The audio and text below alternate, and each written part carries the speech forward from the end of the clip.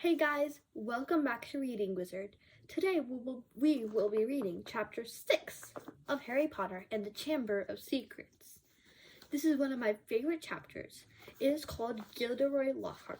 I think Gilderoy Lockhart is one of the funniest characters in the books.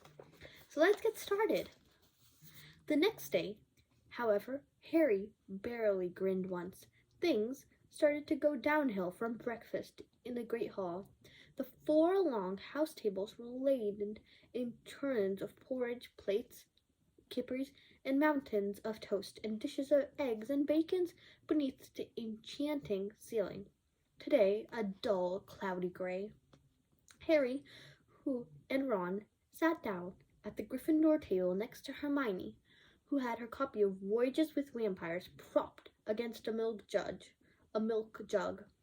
There was a slight stiffness in the way she said morning, which told Harry that she was still disapproving the way they had arrived.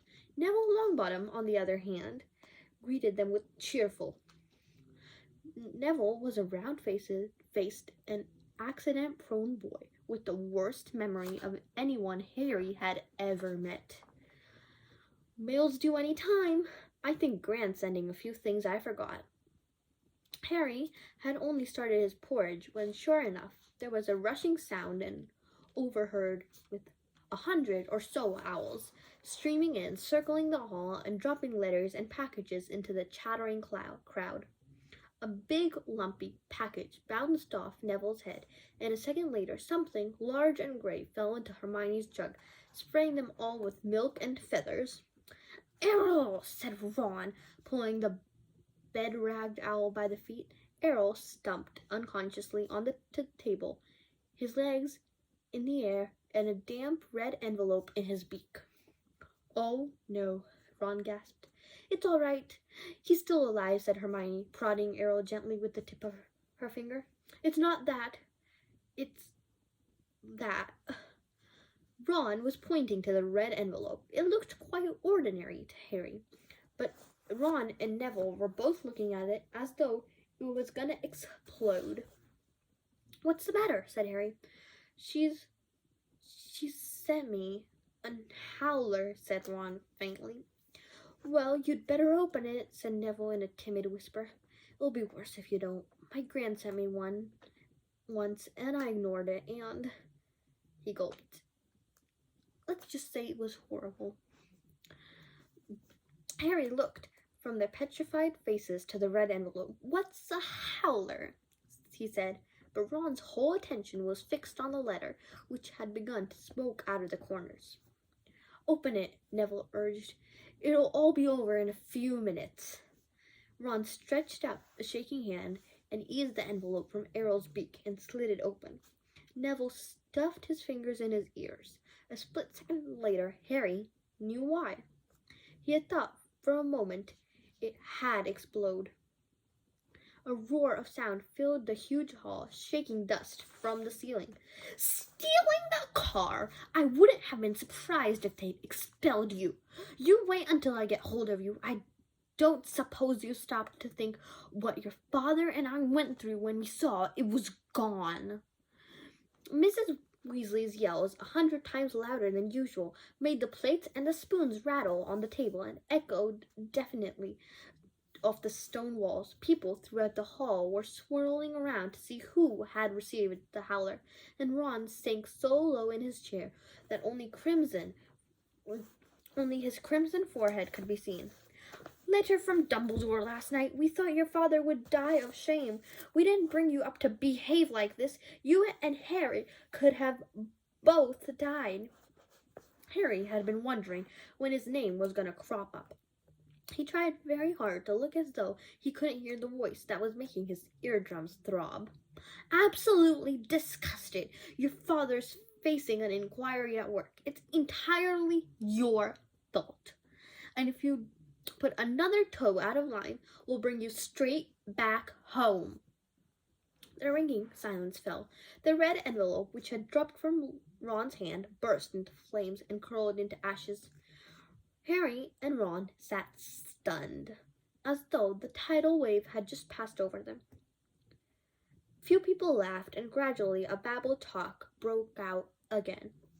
Hermione closed Voyages with the Vampires and looked down at the top of Ron's head. Well, I don't know what you expected, Ron, but you... Don't tell me I deserved it, snapped Ron. Harry pushed his porridge away. His insides were burning with guilt. Mr. Weasley was facing an inquiry at work, and after all Mr. and Mrs. Weasley had done for him all over the summer. But he had no time to dwell on this. Professor McGonagall was moving alongside the Gryffindor table, handing out course schedules. Harry took his and saw that they had double herbology with Hufflepuffs first. Harry, Ron, and Hermione left the castle together, crossed the vegetable paths, and made for the greenhouses, where the magical plants were kept. At least the Howler had done one good thing. Hermione seemed to think that they'd been punished enough, and was being perfectly friendly again. As they neared the greenhouses, they saw the rest of the class standing outside waiting for Professor Sprout. Harry, Ron, and Hermione had only joined them when she came striding into view across the lawn, accompanied by Gilderoy Lockhart. Professor Sprout's arms were full of bandages, and another twinge of gold. Harry spotted the Whomping Willow in the distance, several of its branches now in slings. Professor Sprout was a squat little witch who wore a patched hat over her flyaway hair. There was a large amount of earth in her clothes and her fingernails that would have made Aunt Petunia faint. Gilderoy Lockhart, however, was immaculate, sweeping in robes of turquoise, his golden hair shining under his perfectly positioned turquoise hat with gold trimming. "Oh, hello there," he called, beaming around at the assembled students. "Just showing Professor Sprout the right way to detect a Whomping Willow. But I don't want you running away with the idea that I'm better at herbology than she is. I just happened to met several of these exotic plants on my travels.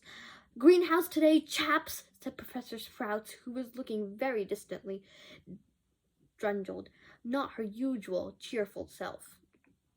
There was a murmur of interest. They had only ever worked in the greenhouse once before. The greenhouse 3 housed far more interesting and dangerous plants. Professor Sprout took a large key from her belt and unlocked the door. Harry caught a whiff of damp earth and fertilizer mingling with the heavy perfume of some giant umbrella-sized flowers dangling from the ceiling. He was about to follow Ron and Hermione inside when Lockhart's hand shot out. "Harry, I've been wanting a word with you. You don't mind if he's a couple minutes late, do you, Professor Sprout?" Judging by the Professor Sprout's squall, she didn't mind, but Lockhart said, "That's the ticket," and closed the greenhouse door in her face. "Harry," said Lockhart, his large white teeth gleaming in the sunlight as he shook his head. Harry. Completely non-puzzled, Harry said nothing. When I heard, well, of course, it was all my fault. Could have kicked myself. Harry had no idea of what he was talking about. He was about to say so when Lockhart went on. "Didn't I know I'd be more shocked? Flying a car to Hogwarts! Well, of course I knew why you'd done it. Stood out a mile. Harry. It was remarkable how he could show every one of those brilliant teeth when he wasn't even talking." "Gave you a taste of publicity, didn't I?" said Lockhart. "Gave you the bug. You got onto the front page of the paper with me, and you couldn't wait to do it again." "Oh, no, Professor. See, Harry, said Lockhart, reaching out and grasping his shoulder. "I understand. Natural to want a bit more once you had the taste first. And I blame myself for giving you that, because it was bound to go off in your head. But see here, young man, you can't start flying cars and to try to get yourself noticed. Just calm down, all right? Plenty of time for that when you're older. Yes, I know what you're thinking. It's all right for him. He's an internationally famous wizard already. But when I was 12, I was just as much as a nobody as you are right now. In fact, I say I was more of a nobody. I mean, a few people must have heard of you, haven't they? All that business with who must not be named, I think. He glanced at the lightning scar on Harry's forehead. I know. It's not quite good as winning the Witch Weekly's Most Charming Swell Award 5 times in a row. But it's a start, Harry. It's a start. He gave Harry a hearty wink and strode off. Harry stood stunned for a few seconds, then remembering how he was supposed to be in the greenhouse, he opened the door and slid inside. Professor Sprout was standing behind a trestle branch in the center of the greenhouse. About 20 different pairs of different colored earmuffs were lying on the bench. When Harry had taken his place between Ron and Hermione, she said, "We'll be reporting Mandarks today. Now, who can tell me the properties of Mandark?" To nobody's surprise, Hermione's hand was the first into the air.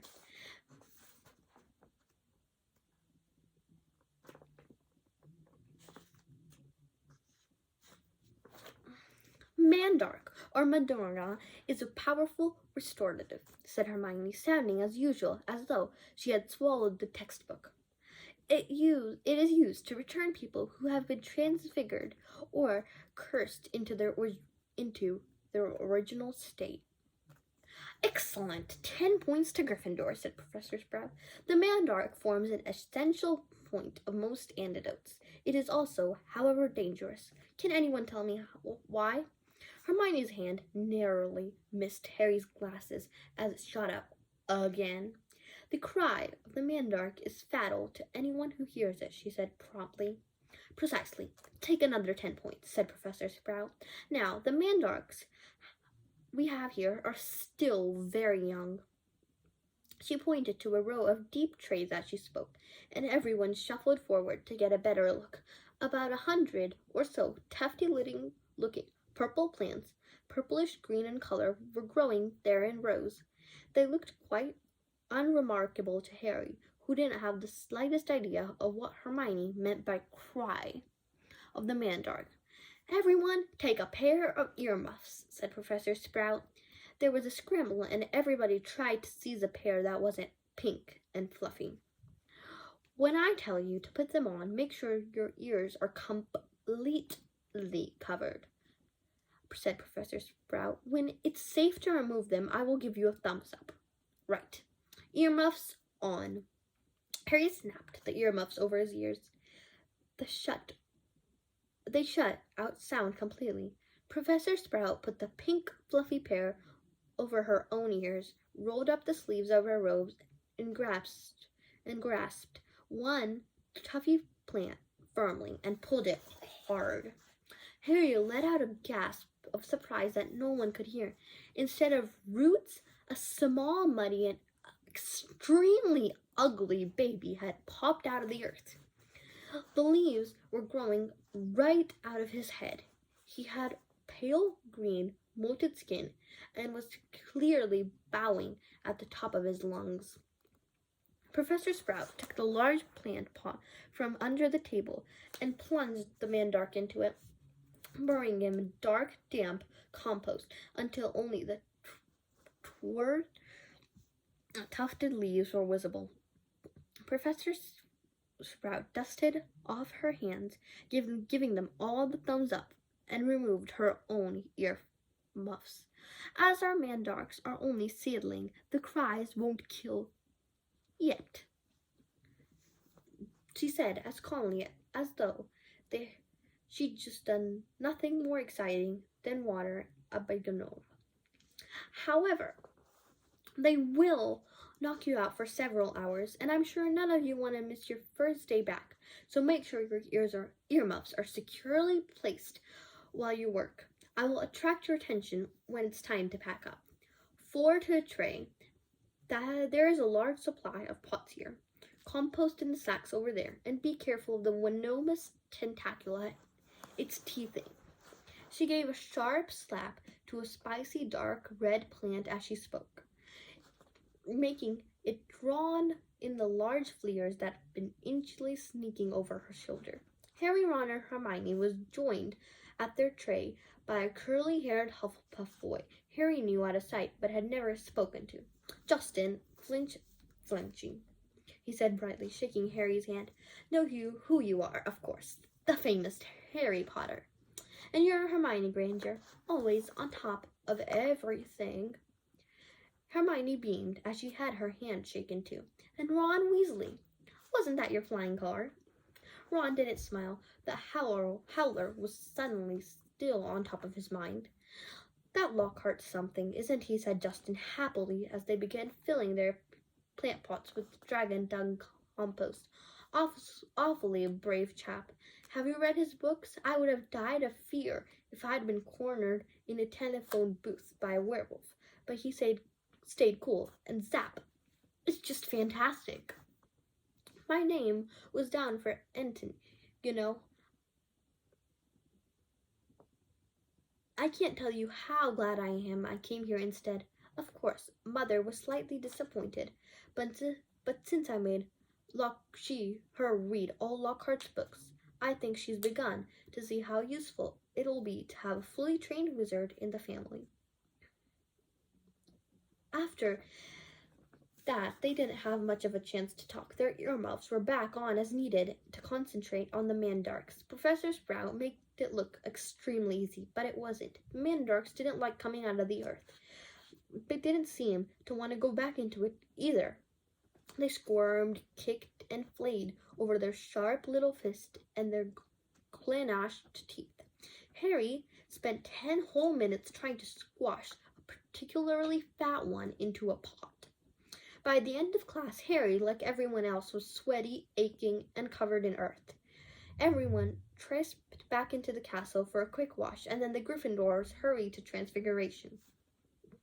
Professor McGonagall's classes were always hard work, but today was especially different. Everything Harry had learned last year seemed to have leaked out of his head during the summer. He was supposed to turn a beetle into a button, but all he managed to do was give his beetle a lot of exercise as it scuttled over the desktop, awaiting his wand. Ron was having a far worse problem. He had patched up his wand with some borrowed spell tape, but it seemed to be damaged beyond repair. It kept cracking and sparkling at odd moments, and every time Ron tried to transfigure his beetle, it engulfed him with a thick gray smoke that smelled of rotten eggs. Unable to see what he was doing, Ron accidentally squashed his beetle with his elbow, and he had to ask for a new one. Professor McGonagall wasn't very pleased. Harry was relieved to hear the lunch bell. His brain felt like a wrung sponge. Everyone filed out of the classroom except him and Ron, who was racking his wand furiously on the desk. Stupid, useless thing! Right home for another one, Harry suggested as the wand let off a walling of bangs like a firecracker. Oh yeah, and get another howler back, said Ron, stuffing the now hissing wand into his bed. It's all your fault your wand got snapped. They went down to lunch, where Ron's mood was not improved by Hermione showing them a handful of perfect coat buttons she had produced during Transfiguration. What have we got this afternoon? Said Harry, hastily changing the subject. Defense against the dark arts, said Hermione at once. Why? Demanded Ron, seizing his schedule. Have you outlined all Lockhart's lesson in Little Hearts? Hermione snatched the schedule back, blushing furiously. They finished their lunch and went outside into the overcast courtyard. Hermione sat down on the stone step and buried her nose into Voyages with Vampires again. Ron and Harry stood talking about the Quidditch for several minutes before Harry became aware that he was being closely watched. Looking up, he saw the very small, mousy-haired boy he had seen trying on the Sorting Hat last night, staring at Harry as though transfixed. He was clenching what looked like an ordinary Muggle camera, and at the moment Harry looked at him, he went bright red. All right, Harry, I'm I'm Colin Creevery, he said, breathing breathlessly and taking a tentative step forward. I'm Gryffindor too. Do you think it'll be all right if... Can I have a picture? He said, raising the camera hopefully. A picture, Harry repeated blankly. So I can prove I met you, said Colin Creevery, edging further forward. I know all about you. Everyone's told me about how you survived when you-know-who tried to kill you and how he disappeared and everything. You've still got your lightning scar on your forehead, he said, his eyes ranked Harry's hairline. And a boy in my dormitory said that if I develop the film in the right potion, the pictures will move. Colin drew a great shuddering breath of excitement and said, It's amazing here, isn't it? I never knew all the odd stuff. I could do magic until I got a letter from Hogwarts. My dad's a milkman. He couldn't believe it either. So I'm taking loads of pictures to send to him at home. And it'd be really good if I had one of you, he said, looking at Harry. Maybe your friend could take it and I could stand right next to you and then... Could you sign it? Signed photos. You're giving out signed photos, Potter. Loud and scratching. Draco Malfoy's voice echoed around the courtyard. He had stopped right behind Colin, flanked, as he always was at Hogwarts, his large, thuggish crowns, Crabbe and Goyle. Everyone lined up! Malfoy roared to the crowd. Harry Potter's giving out signed photos. No, I'm not, said Harry angrily, his fists clenching up. Shut up, Malfoy. You're just jealous, piped in Colin, whose entire body was about as thick as Crabbe's neck. Jealous, said Malfoy, who didn't need to shout anymore. Half of the courtyard was listening in. Of what? I don't want a foul scar right across my head, thanks. I don't think getting your head cut open makes you feel special myself. Crabbe and Goyle were sniggering stupidly. Eat slugs, Malfoy, said Ron angrily.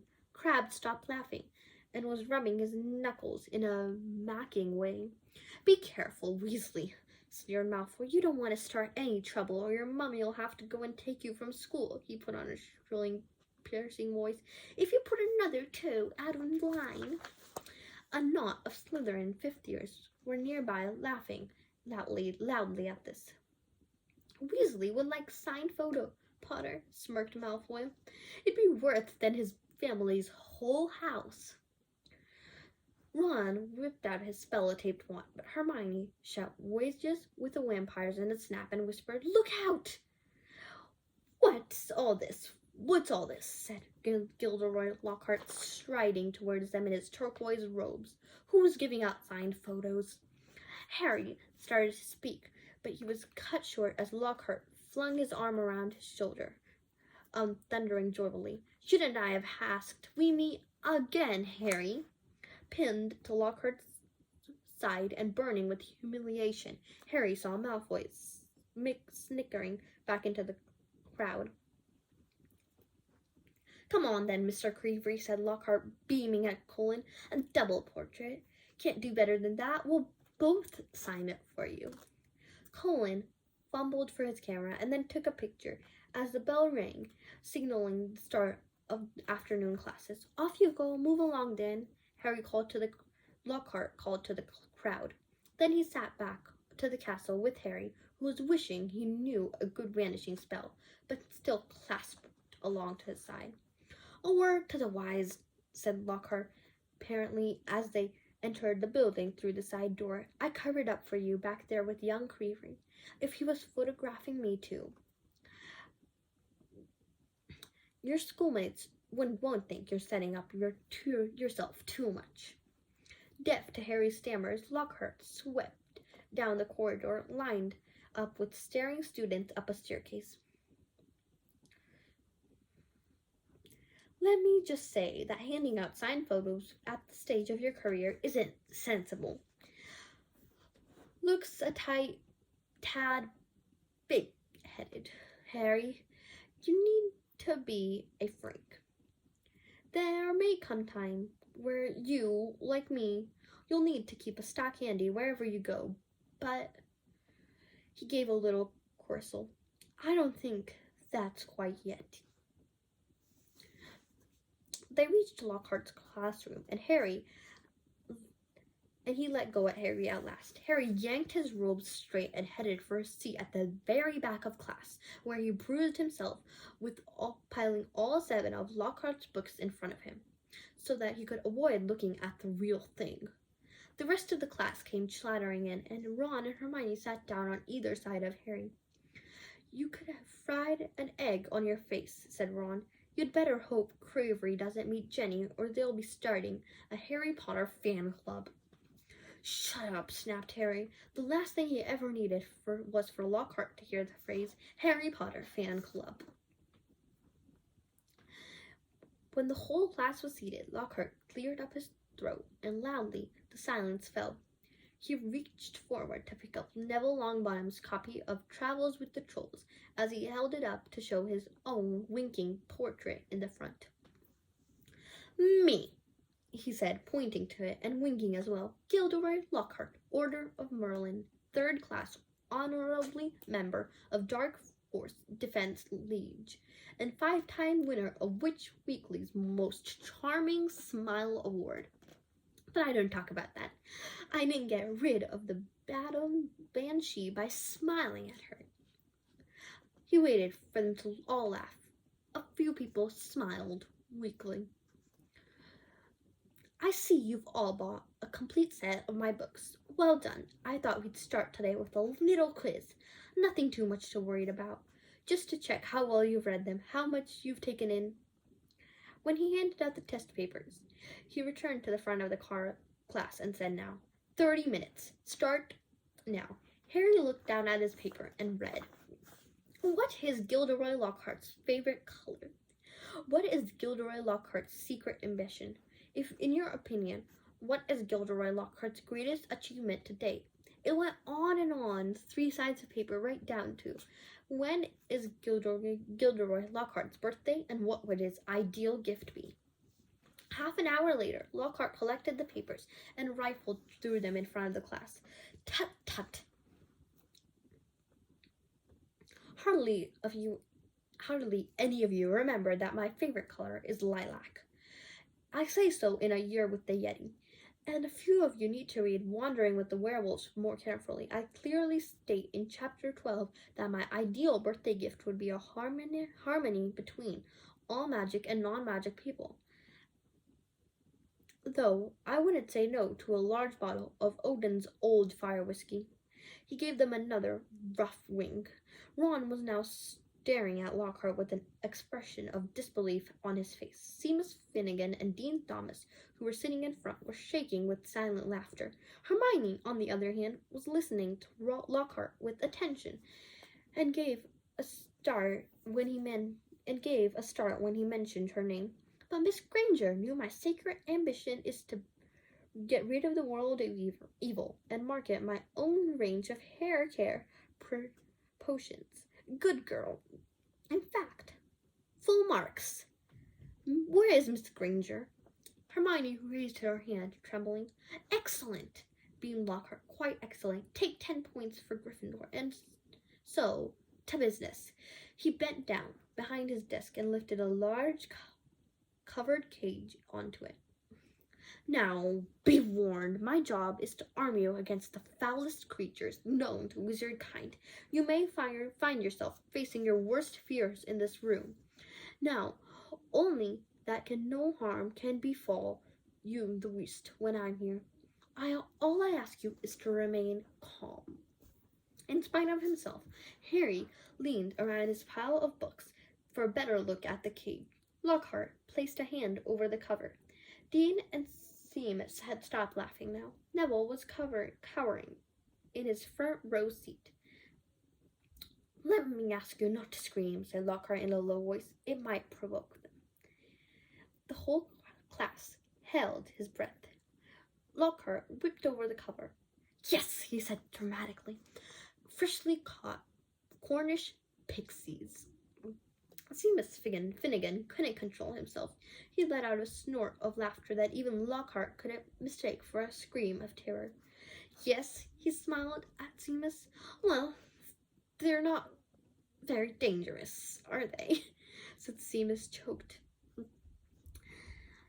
Don't be so sure, said Lockhart, waving his finger annoyingly at Seamus. Devilish, tricky little brightsters they can be. The pixies were electric blue and about 8 inches high, with pointed faces and voices so shrill it was like listening to a lot of budges arguing. The moment the cover had been removed, they had started jabbering and rocketing around, rattling the bars and making bizarre faces at the people nearest to them. Right then, Lockhart said loudly, let's see what you can make of them. And he opened the cage. It was a palindrome. The pixies shot in every direction like rockets. 2 of them seized Neville by the ears and lifted him into the air. Several shot straight through the window, showering the back row with broken glass. The rest proceeded into the wreck classroom more efficiently than a rampaging rhino. They grabbed the ink bottles and sprayed the class with them, shredded the books and papers, tore the pictures from the walls, and upended the wastebasket, grabbed the back of books and threw them outside the smashed window. Within minutes, half of the class was sheltering under desks, and Neville was swinging from the iron chandelier in the ceiling. Come on now, round them up, they're only pixies, Lockhart shouted. He rolled his sleeves, banished his wand, and bellowed, Papicansi Plutonum. It had absolutely no effect. One of the pixies seized his wand and threw it out of the window too. Lockhart gulped and dived under his own desk, narrowly avoiding being squashed by Neville, who fell a second later as the chandelier gave way. The bell rang, and that mad rush towards the exit, in spite of the relative calm that followed. Lockhart straightened up and caught sight of Ron, Hermione, and Harry, who were almost at the door, and said, well, I'd ask you 3 to just snip the rest of them back into their cage. He swept past them and shut the door quickly behind him. Can you believe him? Roared Ron, as one of the remaining pixies bit him painfully on the ear. He wants to give us some hands-on experience, said Hermione, immobilizing the 2 pixies at once with the clever freezing charm and stuffing them back into their caves. Hands-on, said Harry, who was trying to grab a pixie dancing out of reach with its tongue out. Hermione, he didn't have a clue what he was doing. Rubbish, said Hermione. You read his books. Look at all the amazing things he's done. He says he's done, Ron muttered. Wow, that was interesting. I thought Lockhart was a really funny character. Please don't forget to check out the description for the surprise clip. This clip is somewhat really funny, and I really enjoy how Lockhart sings and acts in the movies. This clip is really funny, and it will be in the description like always. Please remember to subscribe, share, and like. Please also comment in the discussion section of my channel dashboard. Thank you for accompanying me in reading Harry Potter and the Chamber of Secrets. I hope to see you next time on Reading Wizard. Bye!